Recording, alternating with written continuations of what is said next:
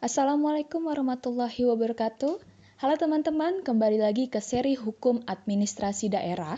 Kali ini kita bahas mengenai struktur kelembagaan pemerintahan daerah. Di mana dalam fokus video hari ini kita akan bahas mengenai pemerintah daerah.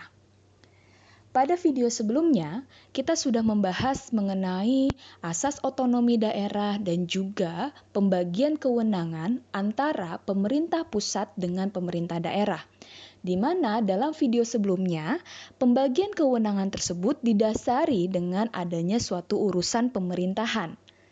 Nah, siapa yang menyelenggarakan urusan pemerintahan tersebut? Tentu dibutuhkan yang namanya struktur kelembagaan yang akan menjalankan kewenangan-kewenangan yang telah diberikan. Dalam video kali ini, kita mengawali dengan pembahasan atau mengingat kembali mengenai teori dasar penyelenggaraan pemerintahan.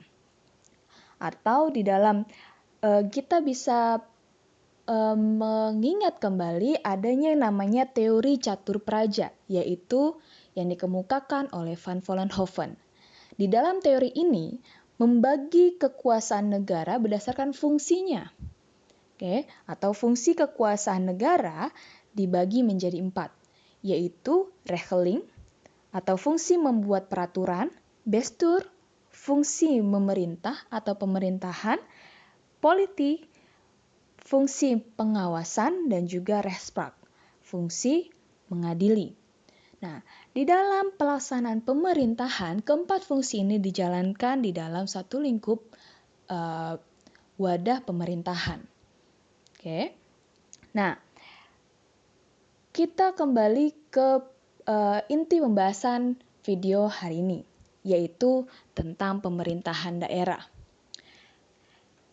Pemerintahan daerah kita bisa lihat definisinya di dalam pasal 1 angka 2 Undang-Undang 23 tahun 2014. Di dalam definisi tersebut tergambar atau terdapat dua unsur penyelenggara atau pelaksana pemerintahan daerah.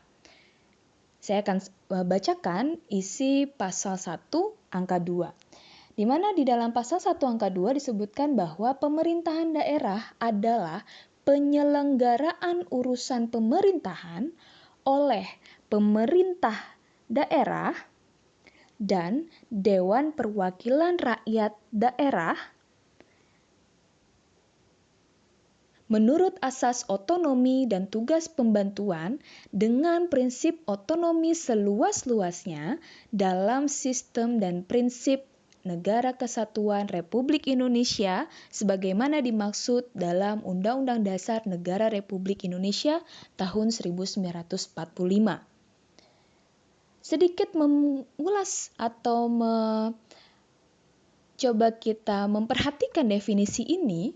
Kalau teman-teman juga menilik definisi pemerintahan daerah di dalam Undang-Undang 32 tahun 2004, di sana ada perbedaan di mana di dalam Undang-Undang 23 2014 menekankan bahwa penyelenggaraan pemerintahan daerah itu didasarkan pada sistem dan prinsip Negara Kesatuan Republik Indonesia. Sebagai dasar bahwa otonomi daerah dilaksanakan tetap dalam konteks negara kesatuan sebagaimana yang disepakati oleh para pendiri bangsa yang menjadi bentuk negara kita. Nah, oleh karena itu, di dalam pelaksanaan pemerintahan daerah, dalam pelaksanaan pemerintahan daerah ada dua unsur yang menyelenggarakan, yaitu unsur eksekutif dan unsur legislatif. Kalau dalam konteks alat atau dalam konteks perangkat administrasi negara, pemerintahan daerah ini berada di dalam naungan presiden sebagai kepala eksekutif. Oleh karena itu nanti akan kita juga singgung kenapa sih DPRD itu masuk ke dalam unsur penyelenggara pemerintahan daerah. Mungkin pada video selanjutnya. Sekarang kita akan fokus tentang kedua unsur ini, kedua unsur penyelenggara pemerintahan daerah ini, apa hubungan antar keduanya. Di dalam Undang-Undang 23 tahun 2014 dikatakan bahwa antara DPRD dengan kepala daerah, di mana kalau teman-teman perhatikan definisi pemerintah daerah itu adalah didefinisikan sebagai kepala daerah. Ya, teman-teman bisa lihat di dalam pasal 1 angka 3 Undang-Undang 23 tahun 2014. Antara DPRD dan kepala daerah, dia memiliki hubungan kerja didasarkan atas kemitraan yang kedudukannya sejajar. Bentuk kemitraannya terdiri dari yang pertama, dalam bentuk persetujuan bersama dalam pembentukan perda. Persetujuan bersama dalam pembentukan perda. Kemudian yang kedua, penyampaian laporan keterangan pertanggungjawaban kepada DPRD.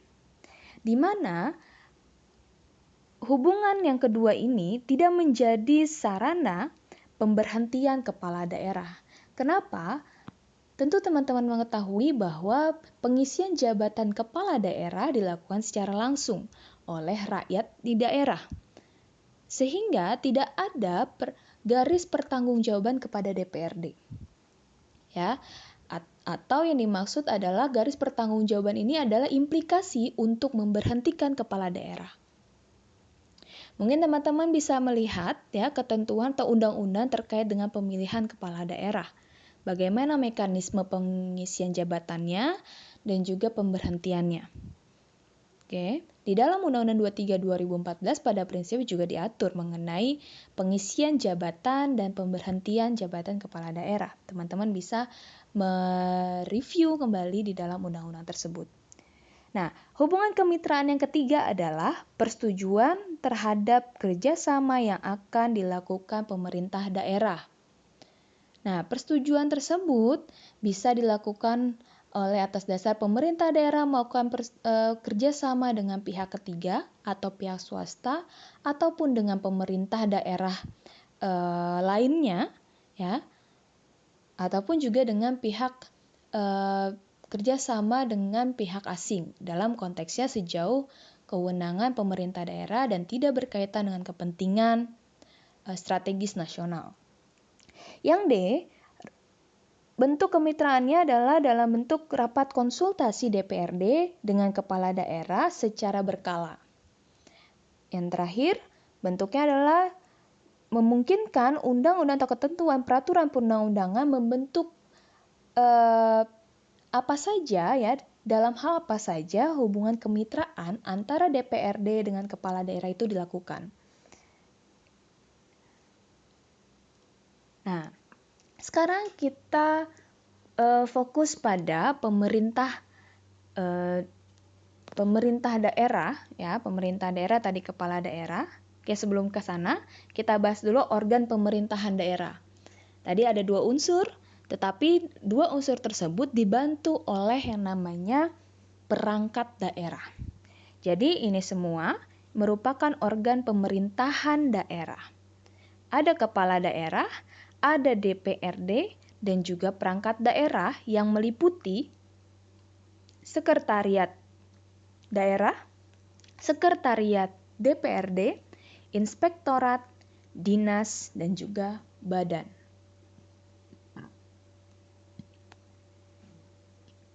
Nah, ini sudah disinggung tadi di awal bahwa definisi pemerintah daerah adalah kepala daerah sebagai unsur penyelenggara pemerintahan daerah yang memimpin pelaksanaan urusan pemerintahan yang menjadi kewenangan daerah otonom. Nah, silakan di-recheck kembali atau cek-cek kembali ya, menjadi kewenangan daerah otonom itu dilaksanakan dengan asas desentralisasi. Oke. Atau juga dapat berdasarkan pelaksanaan asas dekonsentrasi ataupun tugas pembantuan. Tentu berkaitan dengan kewenangan siapa yang berwenang di dalam pelaksanaan urusan tersebut. Kita sudah bahas pada video sebelumnya.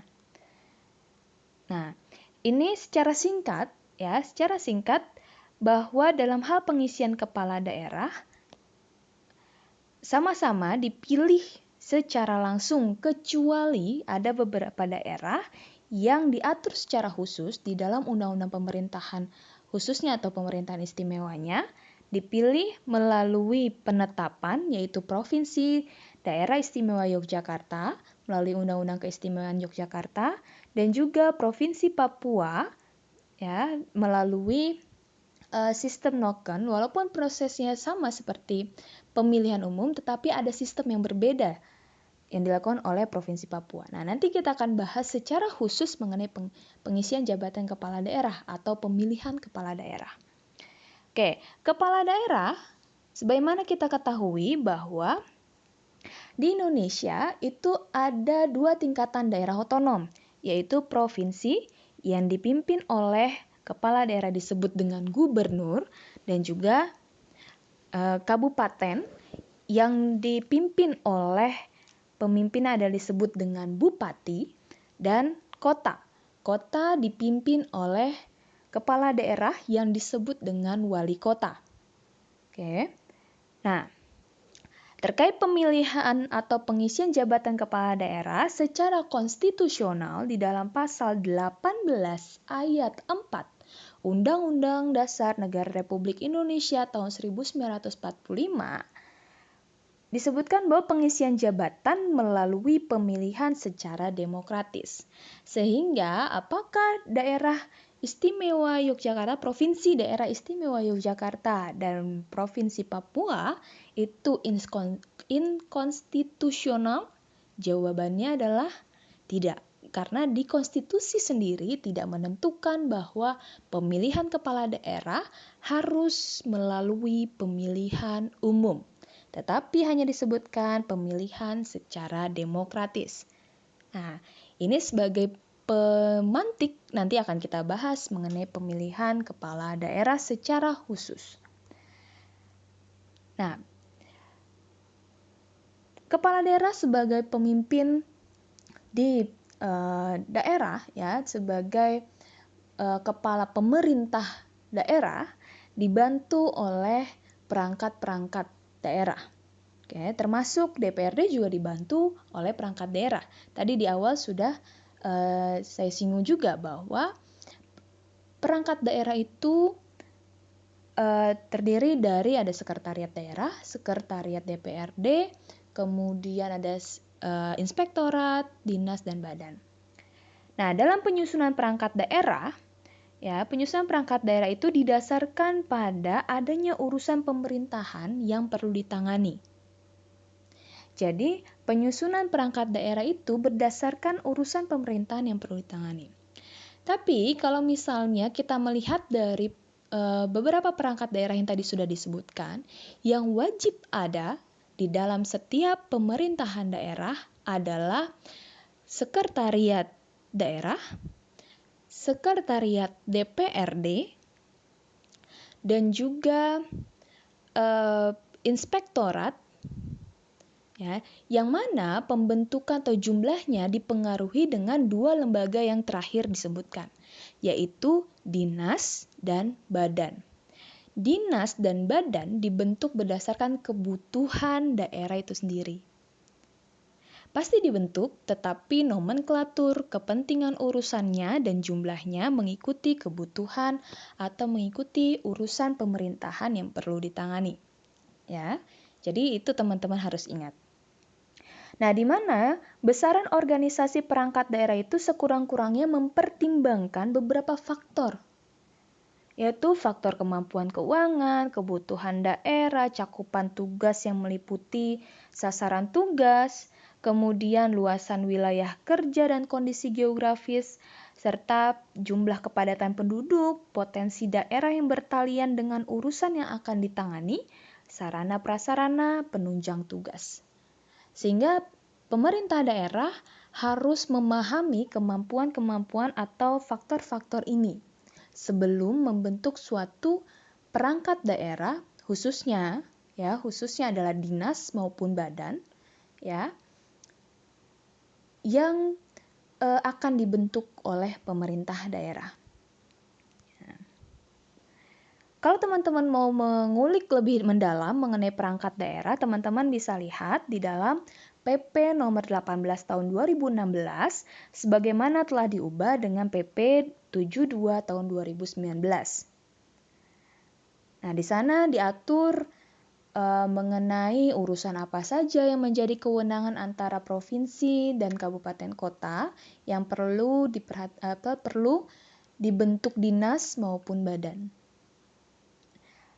Karena keterbatasan waktu tidak mungkin kita bahas secara detail di dalam video ini. Oke. Nah, poin selanjutnya adalah yang teman-teman perlu ketahui adalah dalam penyusunan perangkat daerah ditetapkan dalam peraturan daerah dengan memperhatikan faktor-faktor tertentu yang diatur di dalam PP. Tuh. Jadi dalam penyusunan perangkat daerah apa saja yang dibutuhkan itu ditetapkan oleh peraturan daerah. Nah, sedangkan mengenai struktur, kedudukan, susunan organisasi, kemudian tugas-tugas apa saja yang dilakukan oleh perangkat daerah, dan juga bagaimana tata kerjanya itu ditetapkan dengan peraturan kepala daerah. Jadi peraturan daerah mengatur secara teknis pembagian tugas masing-masing perangkat daerah yang sudah ditetapkan di dalam peraturan daerah. Nah, sekarang akan kita singgung mengenai tugas yang pokoknya ya. Tugas pokok dari masing-masing perangkat daerah. Kalau secara detail, silakan teman-teman buka, teman-teman pelajari PP yang tadi sudah disebutkan, PP 18 tahun 2016 dan juga perubahannya. Ya, PP 72 tahun 2019. Oke. Nah, yang pertama adalah sekretariat daerah. Sekretariat daerah itu dipimpin oleh sekretaris daerah. Jadi disebut dengan sekretaris daerah. Sering kita kenal yang namanya sekda. Ya. Di mana sekretaris daerah ini punya tugas dan kewajiban untuk membantu kepala daerah dalam menyusun kebijakan dan mengkoordinasikan dinas daerah dan lembaga teknis daerah. Dalam hal ini lembaga teknis daerah itu adalah badan. Jadi istilah lembaga teknis daerah sebenarnya dikenal di dalam ketentuan di dalam Undang-Undang 32 tahun 2004. Okay. Nah, selanjutnya sekretaris daerah tentu bertanggung jawab kepada kepala daerah karena dalam hal pengisian jabatannya ditunjuk atau ditetapkan oleh kepala daerah. Oke. Selanjutnya adalah sekretariat DPRD. Sekretariat DPRD dipimpin oleh sekretaris DPRD dengan tugas-tugas bagi berikut. Yang pertama, menyelenggarakan administrasi kesekretariatan DPRD. Yang kedua, menyelenggarakan administrasi keuangan DPRD. Yang ketiga, mendukung pelaksanaan tugas dan fungsi DPRD. Yang keempat, menyediakan dan mengkoordinasi tenaga ahli yang diperlukan oleh DPRD dalam melaksanakan fungsi sesuai dengan kemampuan keuangan daerah. Oke, jadi dalam hal ini secara general fungsi atau tugas sekretariat DPRD adalah membantu administrasi anggota-anggota DPRD, membantu administrasi kelembagaan DPRD. Ya. Nah, bagaimana pertanggungjawabannya? Kalau sekretaris DPRD kalau secara teknis operasional pertanggungjawabannya kepada pimpinan DPRD. Teknis operasional itu maksudnya apa? Maksudnya ada dalam konteks pelaksanaan tugasnya. Ya. Kalau secara administratif bertanggung jawab kepada kepala daerah melalui sekretaris daerah. Tanggung jawab secara administratif seperti apa? Yaitu misalnya menyampaikan laporan, keuangan yang sudah digunakan, menyampaikan kegiatan yang dilakukan anggota DPRD, yaitu laporan-laporan secara administratif. Kemudian perangkat daerah selanjutnya adalah inspektorat. Nah, inspektorat daerah bagaimana dimaksud tersebut dipimpin oleh inspektur. Nah, inspektorat daerah itu punya tugas apa? Yaitu membantu kepala daerah untuk membina dan mengawasi pelaksanaan urusan pemerintahan yang menjadi kewenangan daerah dan tugas pembantuan oleh perangkat daerah. Jadi, inspektorat ini yang harus teman-teman ingat adalah dia punya tugas untuk membina dan mengawasi dalam pelaksanaan urusan pemerintahan yang menjadi kewenangan pemerintah daerah, ya, dan juga membina dan mengawasi dalam hal pelaksanaan tugas pembantuan atau penugasan yang dilakukan oleh perangkat daerah. Nah, penugasannya dari mana? Tentu dari pemerintahan yang lebih tinggi di atasnya. Oke. Nah, ingat kembali materi kita tentang asas otonomi. Selanjutnya, inspektorat di dalam melaksanakan tugasnya bertanggung jawab kepada kepala daerah melalui sekretaris daerah.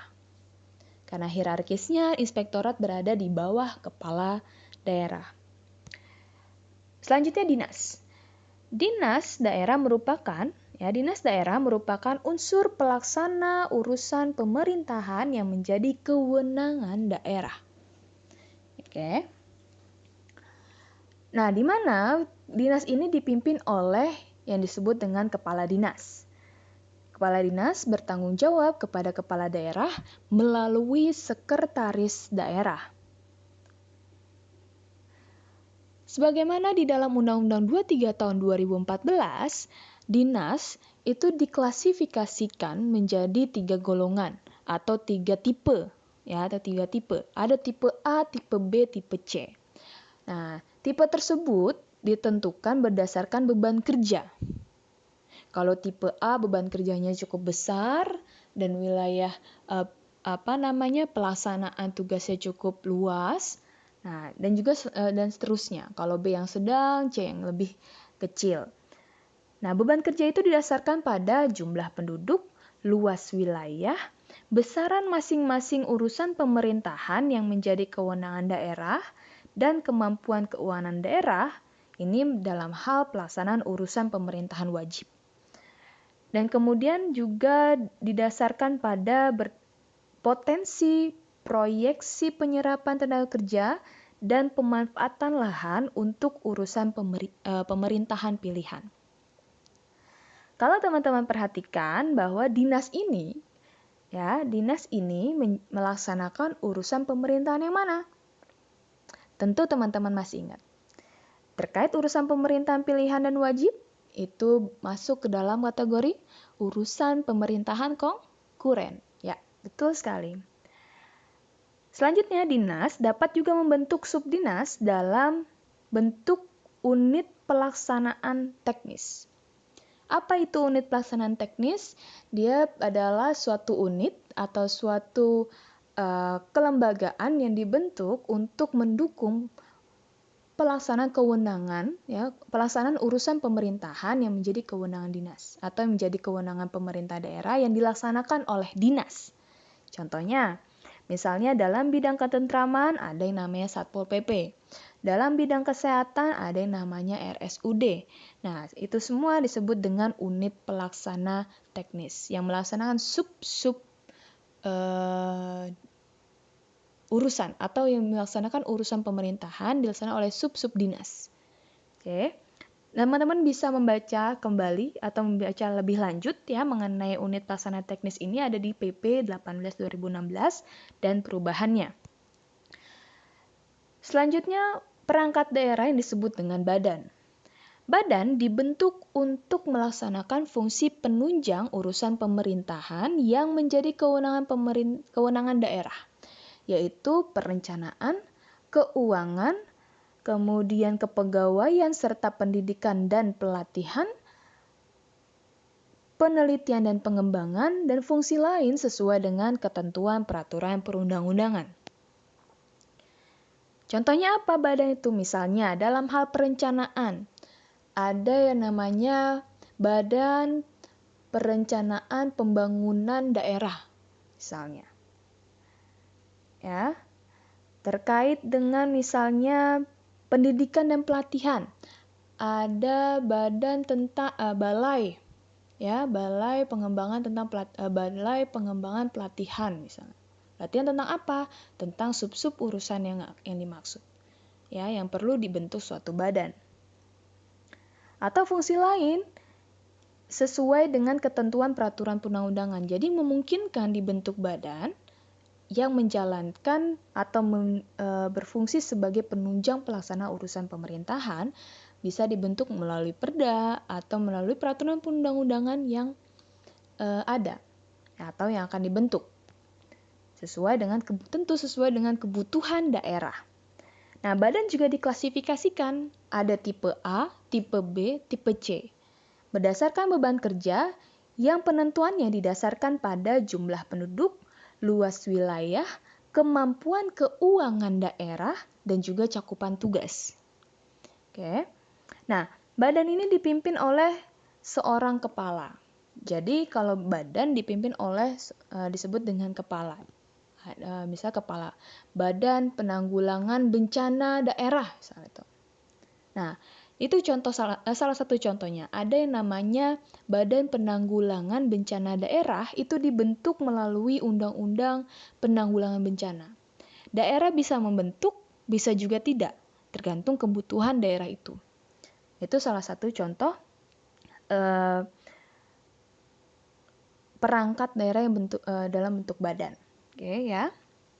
Nah, di mana kepala badan itu bertugas untuk membantu kepala daerah melaksanakan fungsi penunjang urusan pemerintahan yang menjadi kewenangan daerah.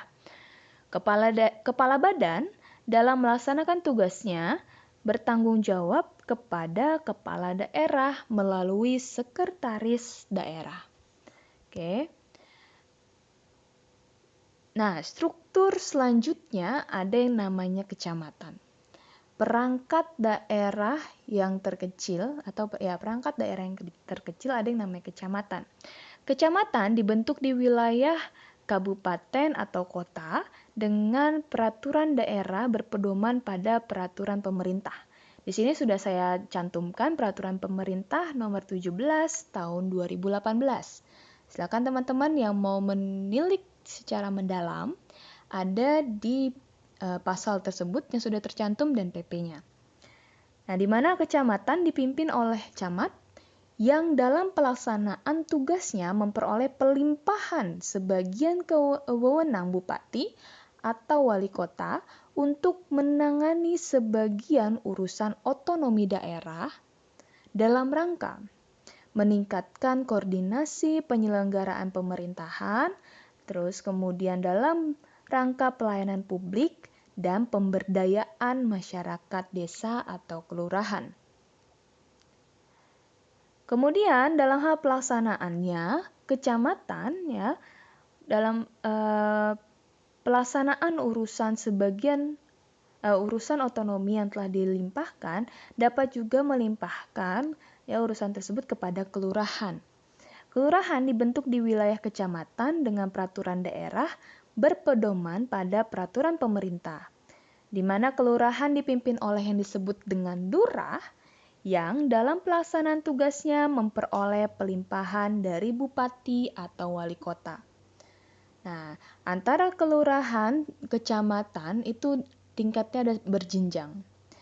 Nah, kedua kelembagaan ini melaksanakan pelimpahan atau wewenang yang telah dilimpahkan oleh bupati atau wali kota, sehingga lingkup pelaksanaan tugasnya lebih dekat dengan masyarakat. Oke.